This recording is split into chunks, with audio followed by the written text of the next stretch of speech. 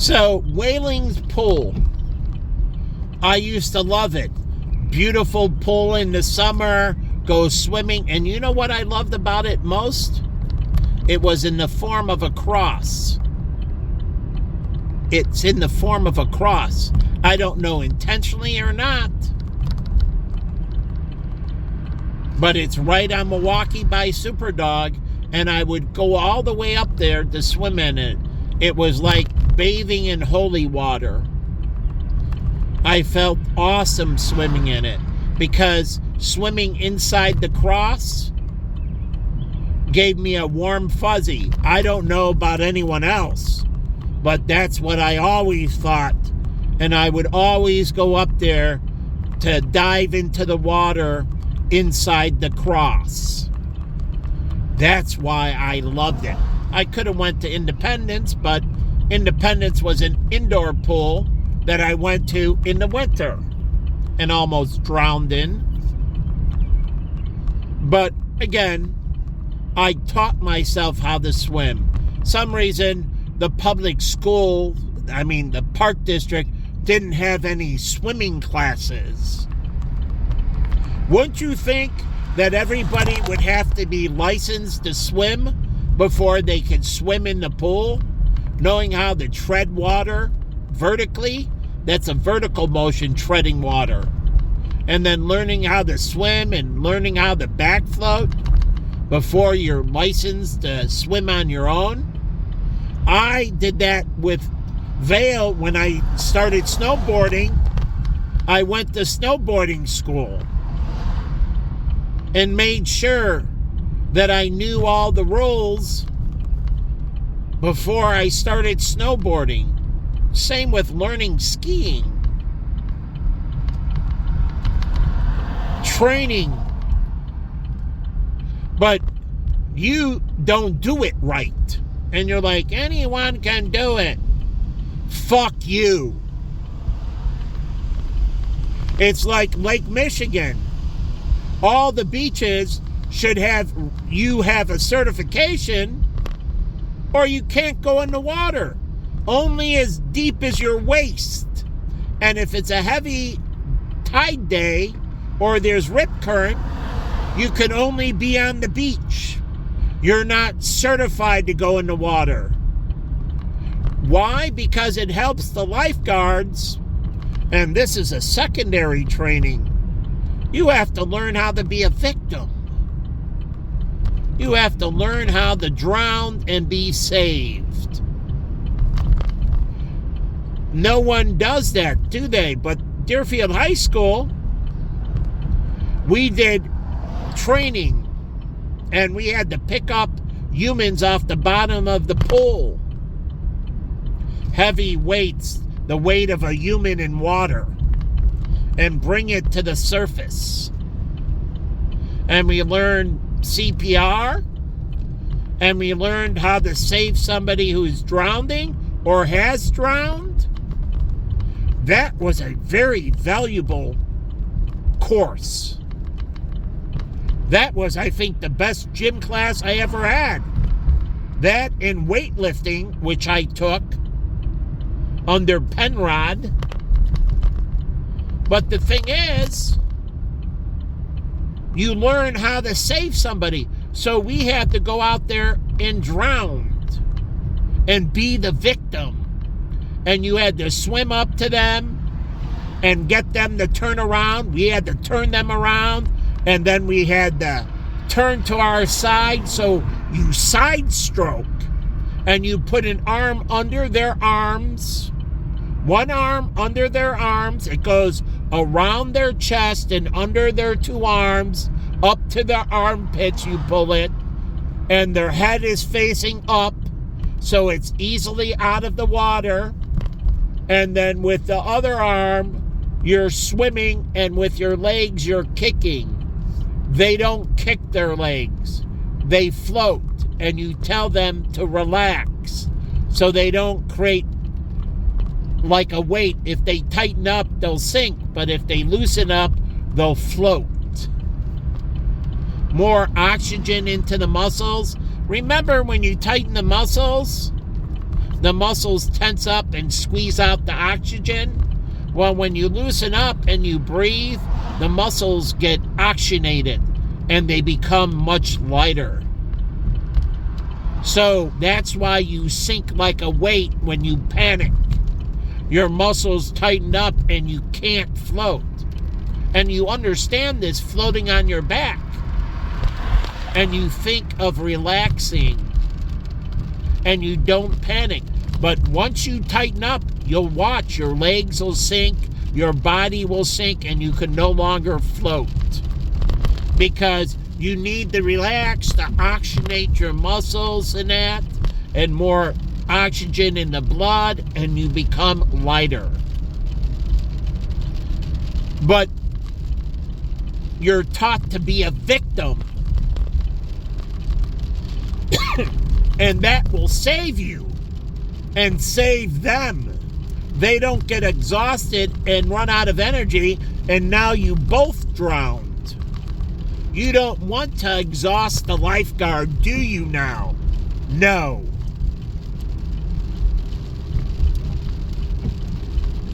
But anyways, Wailing Pool had these slides in the winter, and I used to go sledding on the hill. They had a hill embankment, and we go sledding down it, and that was fun.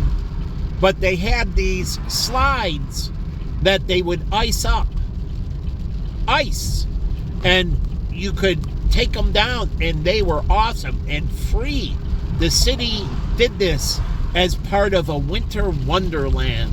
You could go tobogganing, meaning go down the hill, sled hill independently, or you could go down, if you had a disc, go down the sled hill where they made that ice chunk and it went down. It was an ice tube. You know how you do water in the slides? Well, think of this. It was an ice tube. Instead of water, it had ice. And you can have an ice park where they do those tubes. If they can freeze them in the winter, you can use them. As long as the material can handle the freezing process, then those water parks turn into a wonderful winter wonderland. And you don't have the pull at the bottom. You have to fill it in with something. So you slide out onto a nice surface. But it was awesome. And what happened? And this is what pisses me off. A kid decided he would go down it. Now, also, the city's at fault because they should have secured it better. But he went up there and slid down it on a piece of cardboard. And it was fun. Sliding down back and forth. Everything's all good. Until he hit a sliver. The cardboard caught, and a wood shim went right through him and killed him. He provided all the force for the wood to impale him. And it did impale him and kill him. And what happened? They got sued, the city, and then they took it down. There went my fund because of his illegal action. Now, the city was wrong for not securing it right, but I share this with you to understand that they should have had a plastic cover over the top, something that even if it's not open during the summer, and they could have done with it nice little water down it, and people could have used it in the summer, but besides the point. The kid died. And there went my fun.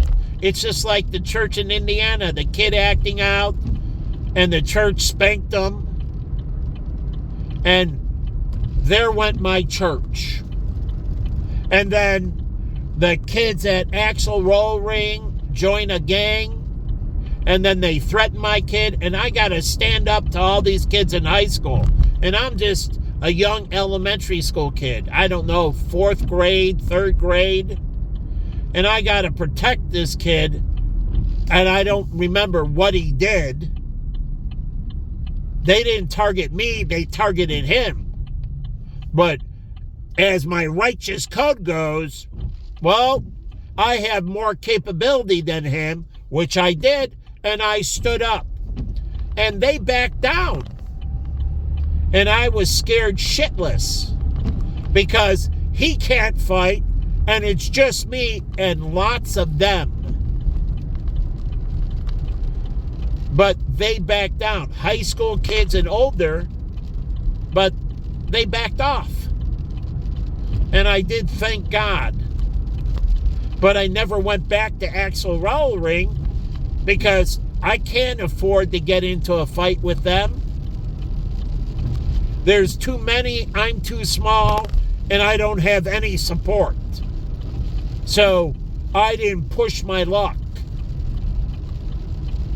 And I don't remember who I stood up for. But I don't remember what the fuck they did either.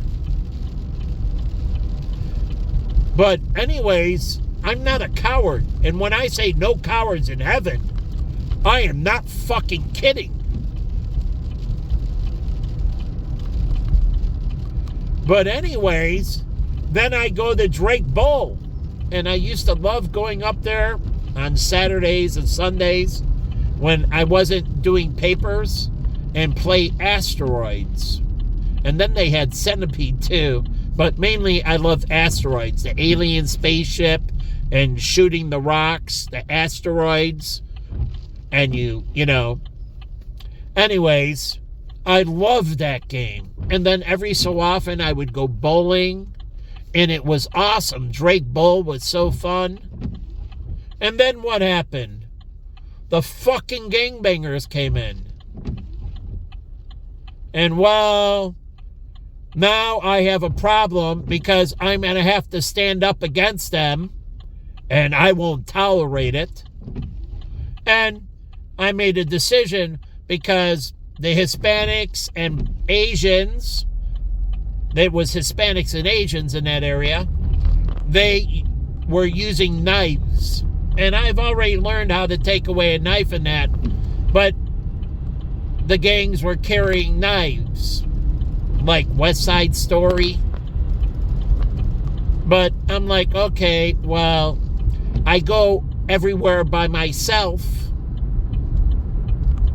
And I do these things because I enjoy them. And I'm used to being independent. And I don't worry because I can stand up for myself. Now, if I would have told my Italian mafia friends, they would have probably cleaned house with them. And they would have. But the whole thing is, I understand when they blew out the guy's brains that you have to be very careful on what you ask for. Because they blew the guy's brains out for stealing. And I saw the guy in the trunk. I was there when they opened the trunk of another guy they whacked. And they whacked and cut him up and put him in the trunk. And I saw the little maggots on him eating the flesh. And it reeked. But I learned, as much as they offered, I didn't accept. Because I could have went to them and told them, I have a problem, but I don't know what they're going to do. And so I never asked the favor. I was offered the favor, but I never asked for the favor.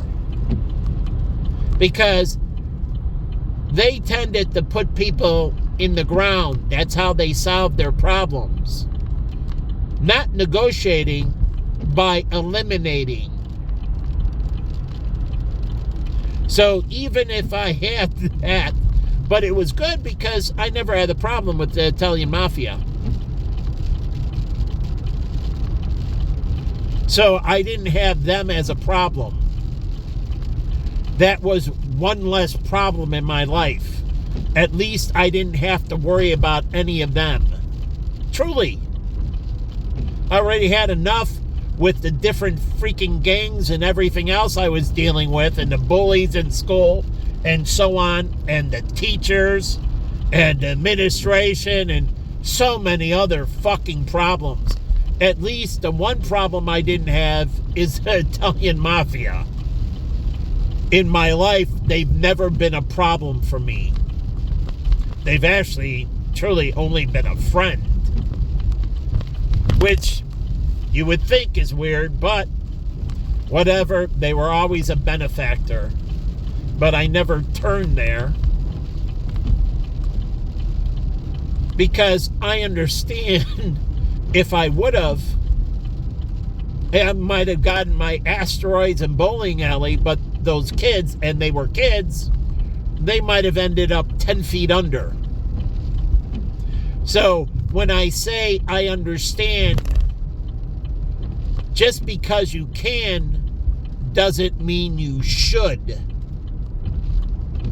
And I've been very discerning my whole life.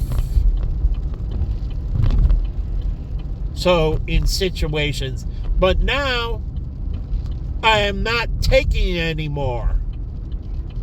And when I say I truly want them to feel incredible pain, I am not kidding anymore. I am God's honest, serious. I'm almost 60 years old in 1 year, and enough is a fuck enough of what they've done to me and do to me. So now I would ask for that favor. Oh, I wouldn't hesitate. If I knew any of them, I would go to them and ask them to eliminate my problems. How? I don't care. I'm not paying them as hitmen or anything. They take it on their own. But solve my fucking problem.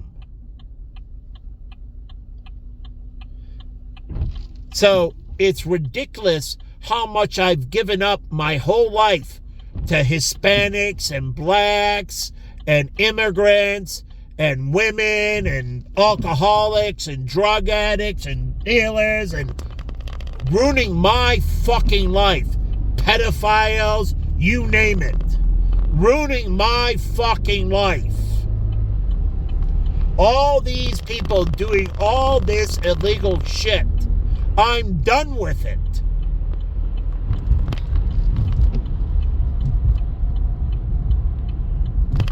I want it to end. So I've been fucked out of so much, so greatly, for so long, it's unbelievable. Yeah, by ABT Electronics, the design center. And I had a model for them to grow and grow in the right way. Because it's not like they're landlocked. And if they don't want to water down the name, you open up a wholly owned subsidiary under another name. That's the great thing about it.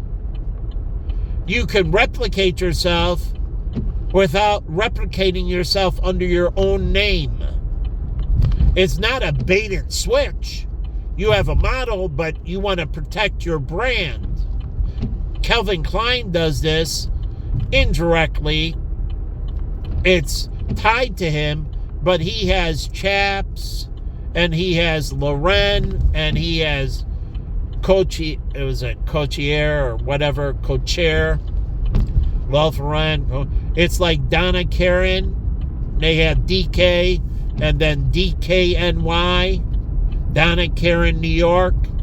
And it's so they don't water down those brands as they go vertical. It is the same premise for app. So you can change the name altogether if you want to preserve it and move away from the family name and move to a name that is more generic. And reason is because it's more this is what you don't know. It has higher resale value. When you're ABT Electronics, yes, you have a history in that, but when somebody buys it, it stays tied to the family and it distances themselves from who they are and what they're doing. This is why Larry Page and Sergey didn't call it Brim and Page. They called it Google. Generic. And this makes it a higher value. A family name has less value because you're tied to that root. And good or bad, you're tied to that bloodline. So buying ABT is not worth as much as buying some other name that has no tie to the family roots, but tied to the corporate roots. So you can fungible when you sell it. Somebody else can come in and take over Google, and it's still Google and tied to the history of Google, not the family. So a family name can also be a death trap with valuation. And it restricts and limits. So you got to understand there's a reason you don't use your name, like Waltz Brothers. It's good to a point, but that's why they use Caterpillar. And what does Caterpillar do? It crawls the earth. Caterpillars, they're very mobile and they crawl the earth. They're incredibly capable and they move earth and they do this stuff. So it has a functional name, or John Deere. Now they do farming, but Deere is more like forestry and everything. Now it has an E, but it still gives that nature. And farming is a nature thing. So the name John Deere is synonymous with nature. And they have the deer, I think they use too, literally as their logo. And it's all about nature. So what does that mean? They can get into forest and, the national parks and the forest preserves. They can create equipment that they would use for all kinds of initiatives in forests and national parks with nature, cleaning up, tree debris and leaf debris and processing it and breaking it down and turning it into fertilizer so you don't have to wait for all those years to take the natural process. And then you don't need all of it. And you prevent all the greenhouse gases decay creates. Oh yeah, by cleaning the forests and that, you also remove all the gases from the decay. And so you give back to the forest, but the forest gives to you, and you prevent it because you do it through a process in a manufacturing facility where you can capture all that. So they can get into all of that. And John Deere and Caterpillar can go into a joint venture because they're earth moving and everything else. And John Deere is more farming, but combining their intellectual property in the wholly owned subsidiary where they collaborate to create these forestry and national parks equipment in a joint venture. So neither of them together, they're stronger. So some things they have their domain, John Deere has those domain, but together they can collaborate and create unique equipment which neither of them have expertise in separately enough, but together, and they could build that out in Illinois. But this is a state that seems to want to terrorize me and wants me to condemn them and talk evil about them. I mean, how fucked up is this state, county, cities? Instead of something can be an incredible advocate, you advocate for the demons and the satanic people, and you want me to preach how fucking disgusting you are. That is insanity. You're selling out to the pieces of shit, and you don't even see that. The pieces of shit, you're turning things into evil, and you're propelling the fucking filth. You're insane. So you're building the house of Satan. That's not what you're supposed to be building. I give everything to make this perfectly safe, integrating the DAS, truly the sensing device into the fencing, where if somebody touches the fence, the amount of vibration and everything else, you can tell if it's a small animal. Truly. It goes into the ground and on the fence. Oh yeah, you put it in the ground.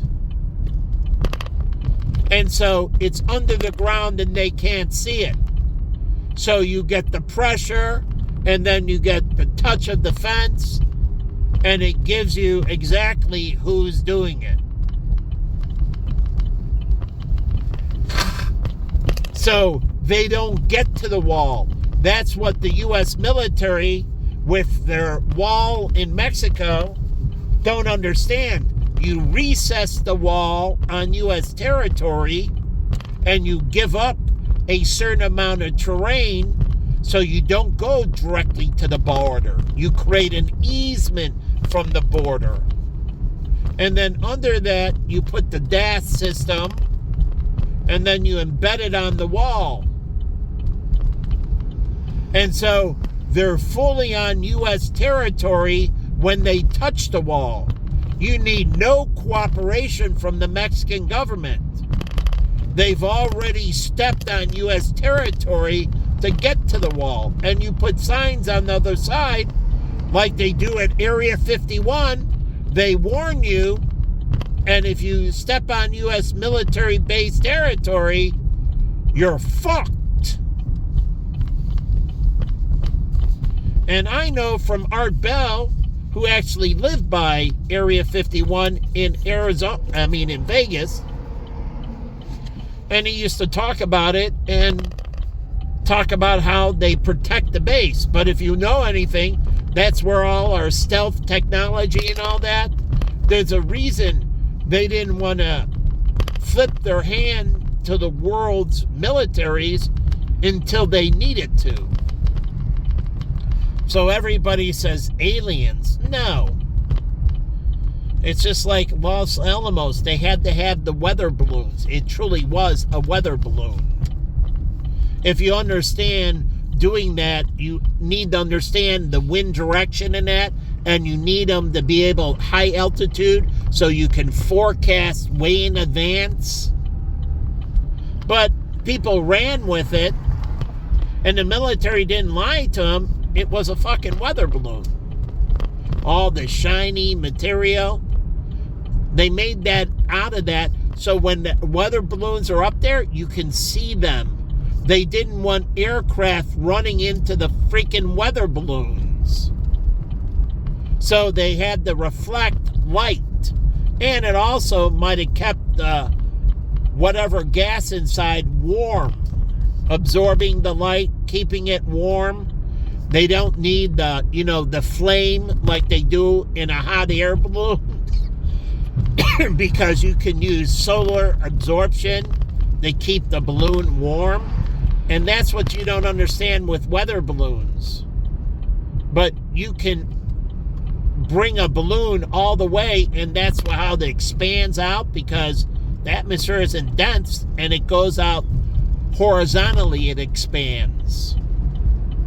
But the thing is, it needs to stay warm or it shrinks and it starts falling. But once you know the thermodynamics and you get up there, the balloon can go to the edge of the earth. It can go right up to the top. No problem, and can stay there. If you bake in the thermodynamics where you use the absorption and then radiate it in when the sun rotates to the other side, 12 hours of light, 12 hours of darkness, but then you got the kind of the plane. But the thing is, it absorbs enough energy because it's all the way up there, and then it just radiates heat at night, keeping it up there. So it's self-sustaining. It never needs to come down. It's just a circular economy.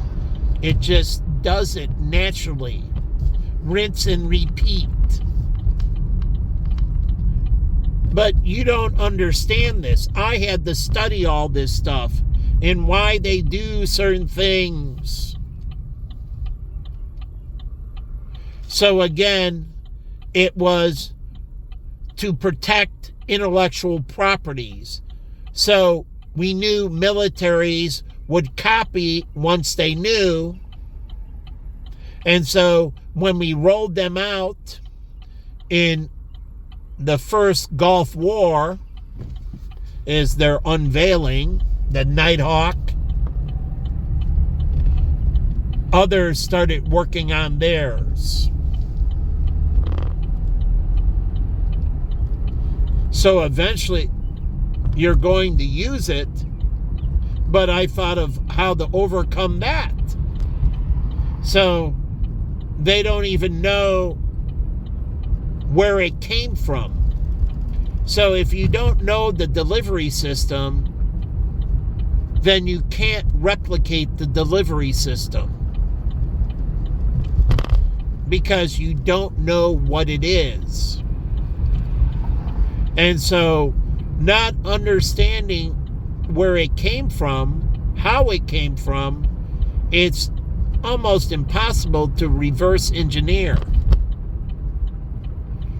They'll start going through all kinds of progressions,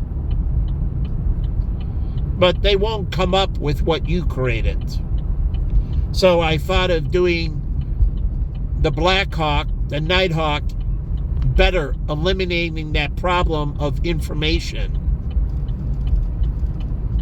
Understanding satellites and ground radar and everything.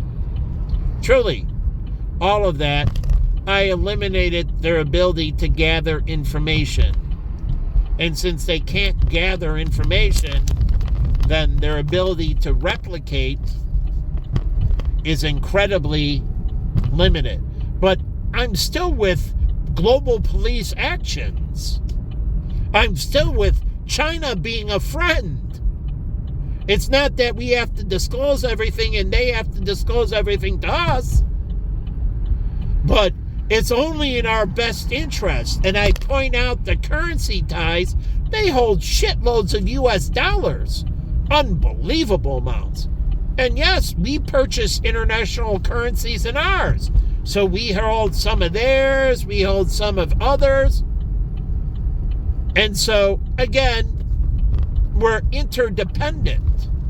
So there's a understanding in the Security Council of there's proprietary, and the United Nations has already gone there and said there's certain proprietary information that it's that country and there's no reason they have to disclose it. But what you disclose, you're willing to disclose with police actions. You must empower the United Nations. It's on U.S. soil for a reason.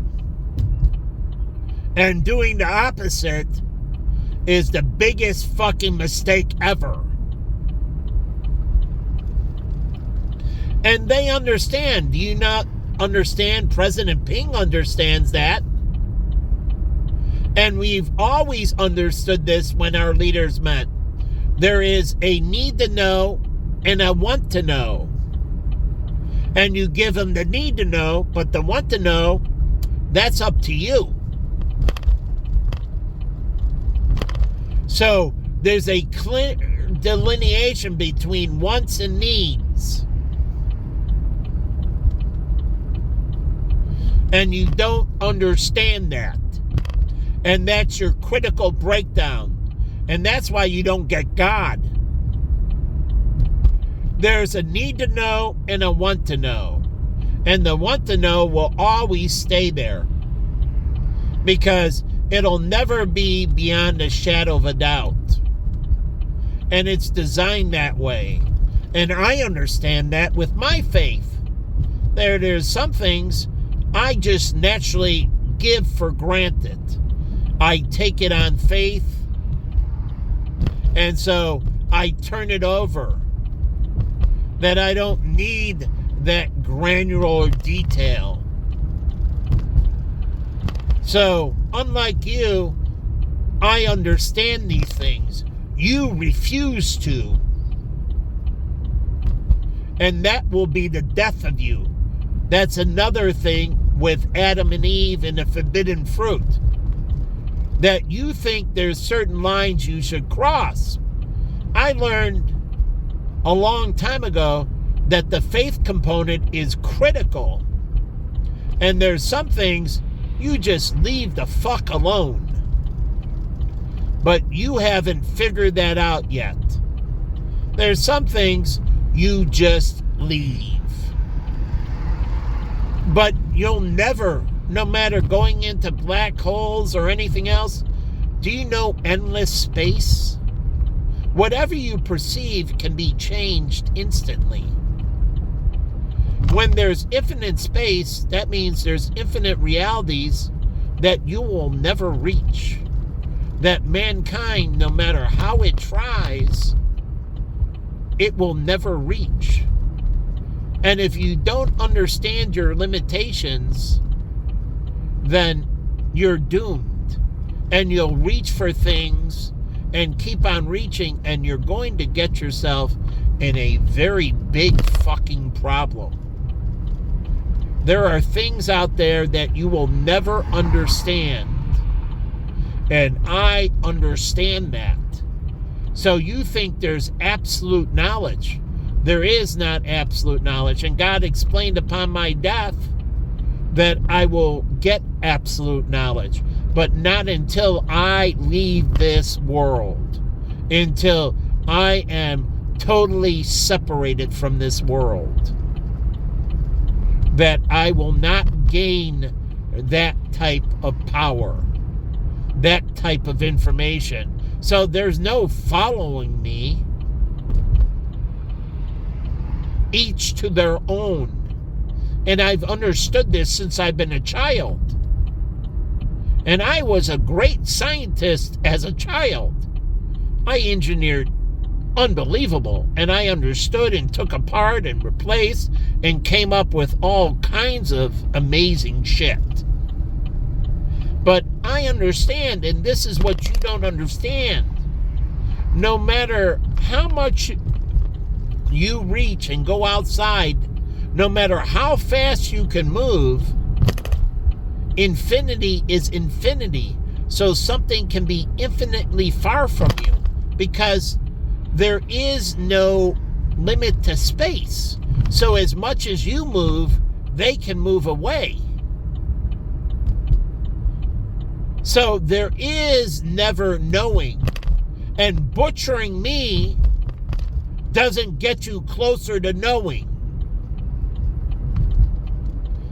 It is unbelievably stupidity in that thought.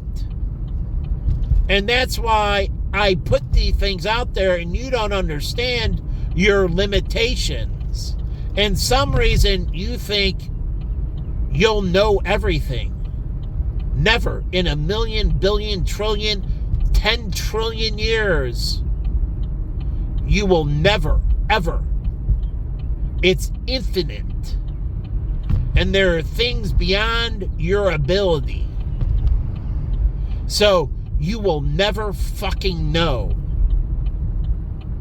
But instead of accepting that and living within your reality, you try to do things that you should never fucking do.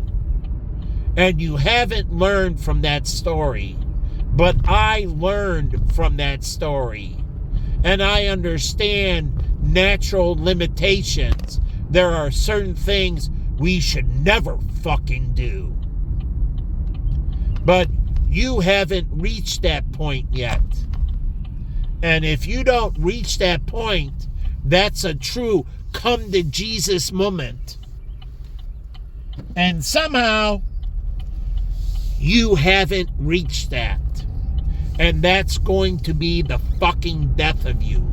You're going to kill yourself by not understanding your natural limitations. And the Bible tells you about that. And it tells you about the flesh. And it warns you about this. There is a natural separation.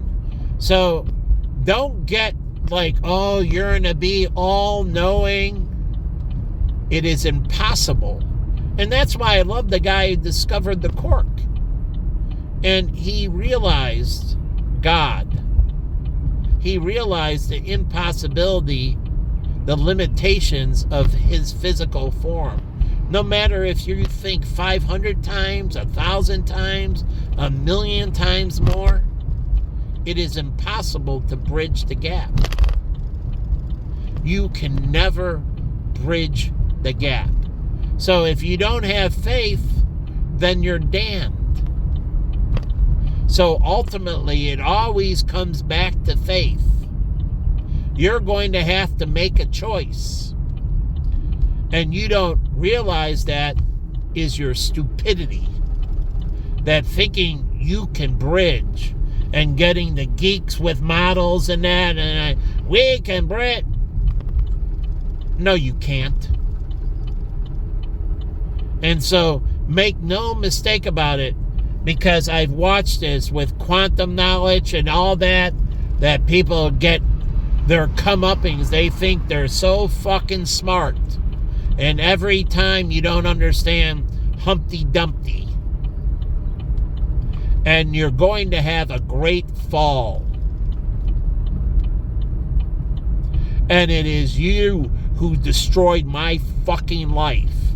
It is something that you should have never fucking done. Until you realize that and unfuck me, you're dead. So you can stay the course with the infinite lies and deception, but you're dead. And so what I preach is true enlightenment, true understanding. And these fucking pieces of shit at Starbucks with slamming, that is unacceptable. So I don't get it. And if you learn in the Bible, there's a limitation to free will.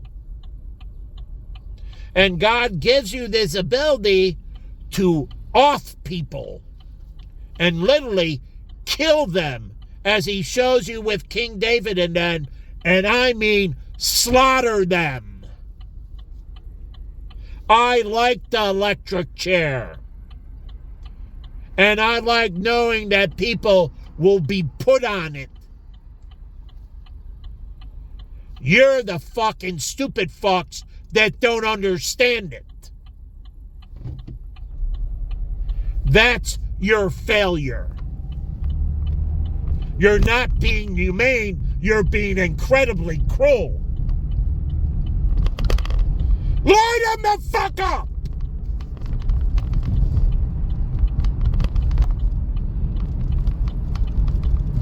So there are red lines you don't cross. So again, once you understand your limitations, then you will find peace.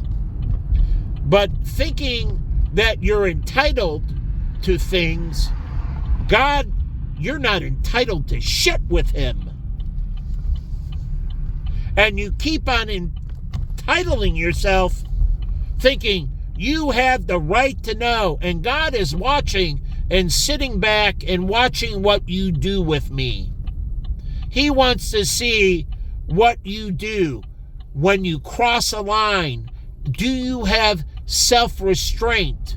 Will you repent and turn away?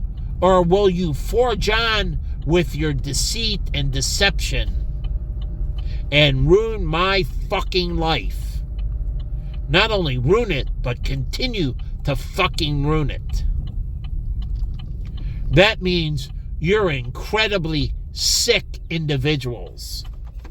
Truly, incredibly sick individuals.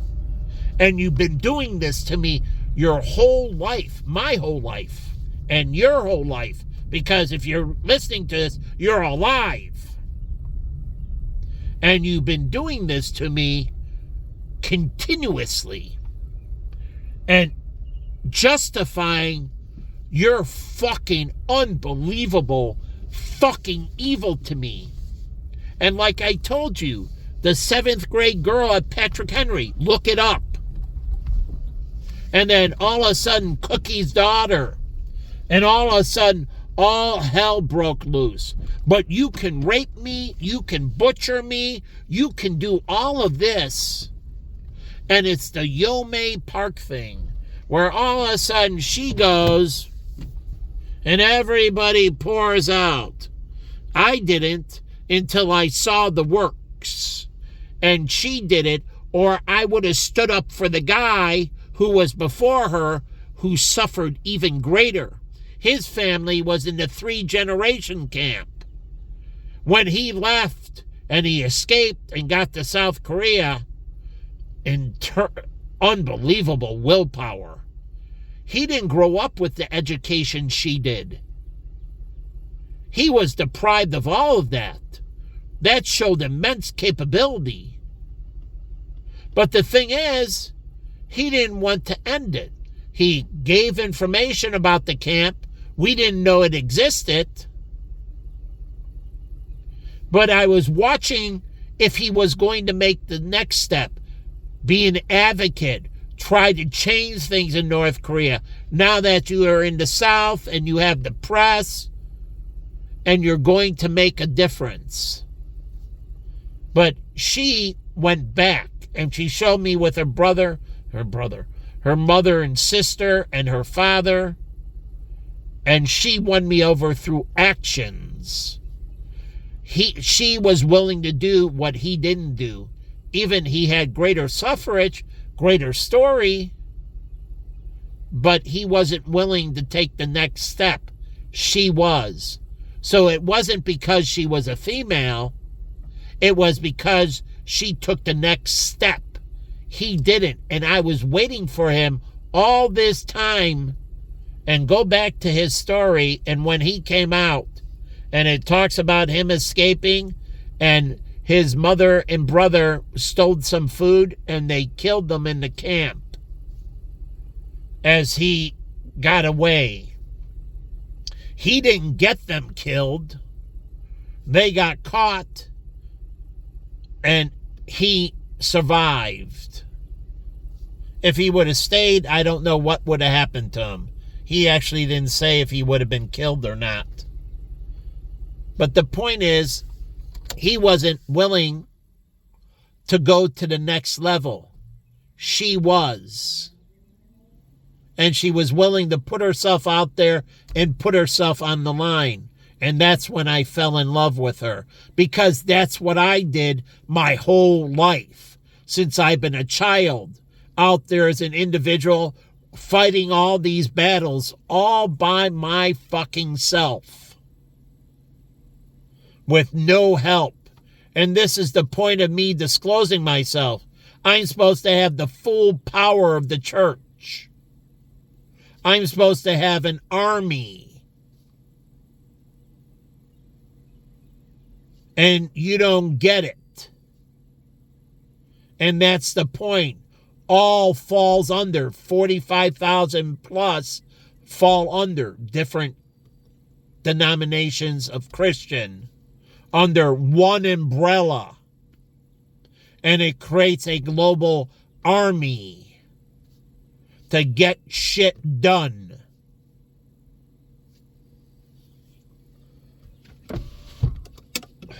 So, again,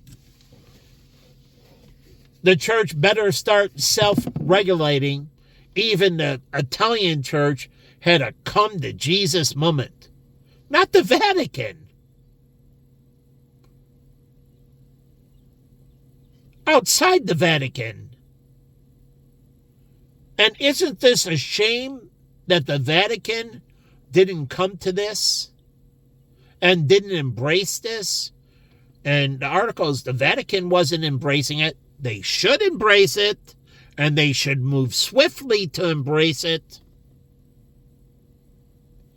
But again, I give all that pastor, I think it was a pastor or priest, I don't know what denomination, but again, they did the right thing, and they made immense difference. And the Vatican needs to start thinking about how it aligns itself and have a come to Jesus moment. And I keep on putting it out there how wrong they are, and they need to start repenting and start making amends and start purifying their system. And there has to be serious accountability. And I am not against putting priests to death, because you're not a freaking priest.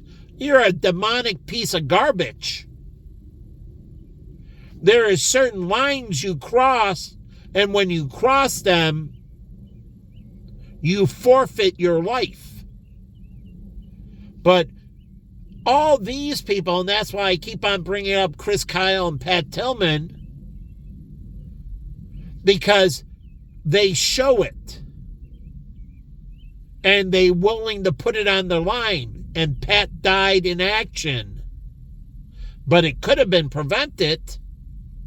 But again, he was willing and knowingly put his life on the line and doing the right thing, but he knew there could be the ultimate consequences with his death. And so I have great respect for what they did. I have great respect for them. And so I understand that type of sacrifice, because I've done that. But I have to face down gangbangers and guns and knives as a small child, facing an overwhelming superiority to me, and figuring out how to overcome that overwhelming superiority just to literally survive.